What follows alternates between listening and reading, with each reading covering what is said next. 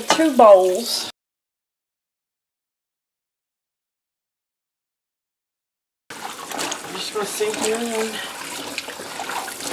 rinse these off. Hey folks, welcome back to the kitchen. Today is green bean day. I have a video where I was in the garden earlier today and picking beans.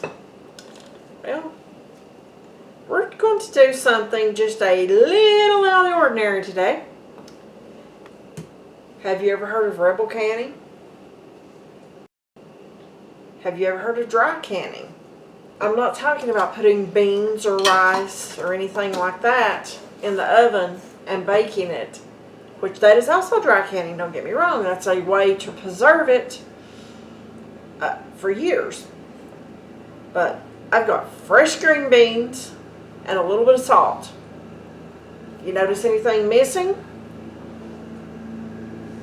There's no water in here. No guys, I haven't totally flipped my lid. It's called dry canning. I did this last year with potatoes and it is absolutely fantastic. The flavor, whenever you dry can a veggie, is more like a roasted veggie. It's like you throwed it in the oven and you just baked it. And if you're a seasoned cook, you know there's a big difference in something boiled in water and something baked in the oven. I'm doing that today with green beans. Okay, these are blue lake green beans, and I have pink Himalayan salt in there. You can also use non-iodized canning salt. Now I am filling these to the top. There's no water in here, so you do not have to give it the 1-inch headspace like you do in traditionally canned foods. I'm still wiping the rim off though, just to make sure that there's nothing in there. Today's rings and seals, you do not have to sit and soak them in hot water or almost boiling water. Okay, it's recommended now that they're just clean and you put them in your jars. These jars are fresh out of the dishwasher. Again, it's just a little bit of salt and green beans.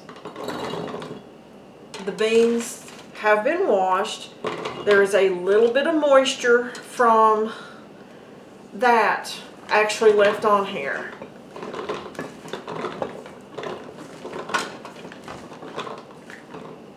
I'm hoping I can get all these down in there.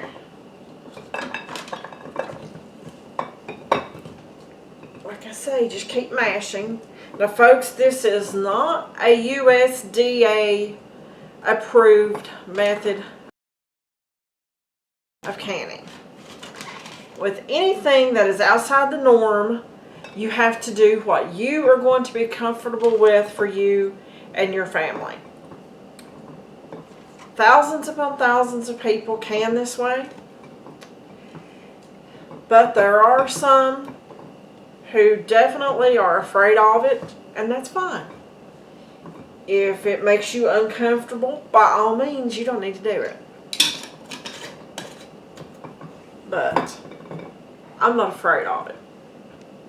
Okay, I've got 3 jars of broken beans, but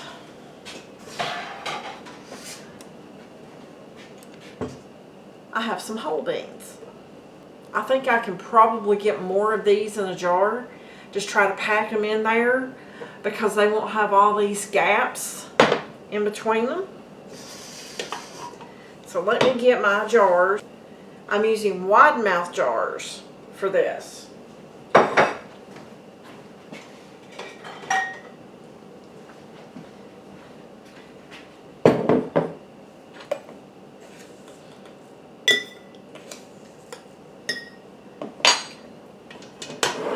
To grab some of the beans.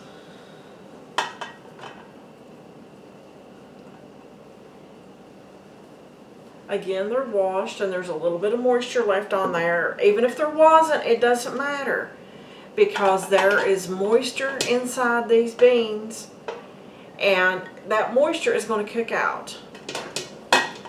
They're going to be a little crisper, and they're going to have a whole entirely different flavor to them than a traditionally canned green bean that has water in there.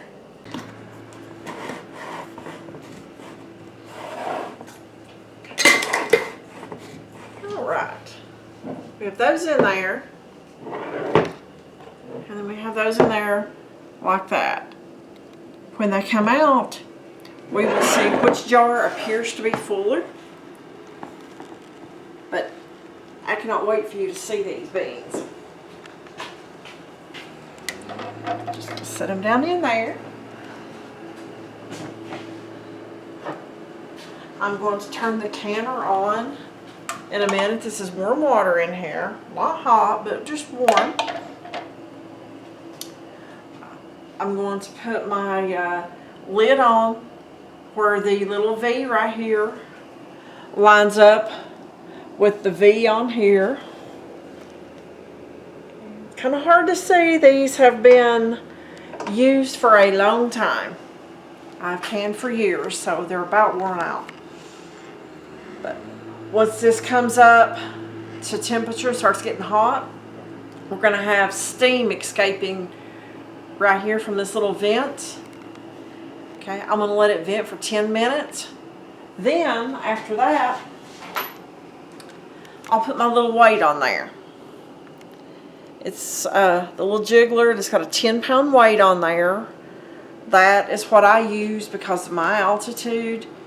You need to check what your altitude is and use the recommended weight for your altitude, because some people use 5 pounds, some use 10, some use 15. So I'm not going to tell you what you need for yours. This is what I need for mine. But anyway, after the thing comes up to the point where I put my jiggler on there and it starts to jiggle, I'm going to start my timer. It's going to cook for 25 minutes. Then I'm going to turn it off, and I'm going to let the steam come down naturally, because you never, ever, ever want to open a pressure cooker or Instant Pot while your little button right here is up. This one is down because it's not up to pressure yet. But that will pop up whenever it gets to the point it's under pressure. I'm going to put some white vinegar in here.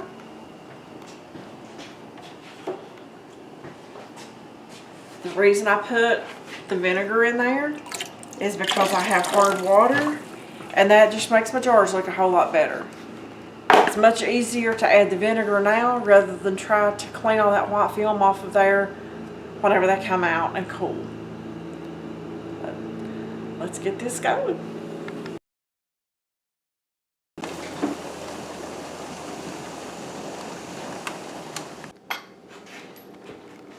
Okay, I'm taking the lid off of this canner. This little thing right here has dropped, showing that it was under pressure. Just going to turn it and lift it away. And it looks like most of these, if not all of them, have already sealed. Now I want you to look. Well, let's get away from the canner. Let's come over here. Okay. Now I want you to look right here just how much liquid is in that jar. This high, just in case the camera's not picking it up. And that is from the Rebel canned, no water added green beans. The only moisture that is in this particular jar is what the beans were washed in and the natural moisture that comes out of the beans. There is it shrank down. There's some shrinkage, but when you don't add water to something and when you roast it, just like you do when you throw potatoes, carrots, beans, whatever in the oven and roast them, that's exactly the same thing that's happening here. Okay, let's get one of these wide mouths here.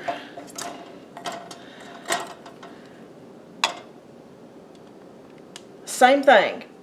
Of course, it's got the shrinkage, and we have to right here with the water that's in there, and you can see all the condensation and moisture on the inside of the jar. Folks, I am so impressed with this. This is the first time that I have canned these. I canned potatoes this way last year, the dry can. I also canned carrots, squash, and a dry soup mix, and it was really, really, really good. We really enjoyed that. And when I found a video saying that I could do green beans, of course I had to do it. I mean, I just had to. And I cannot wait to try these. But folks, there you have it. We'll do a taste test really soon on that. Thanks for watching, and we'll see you on the next video.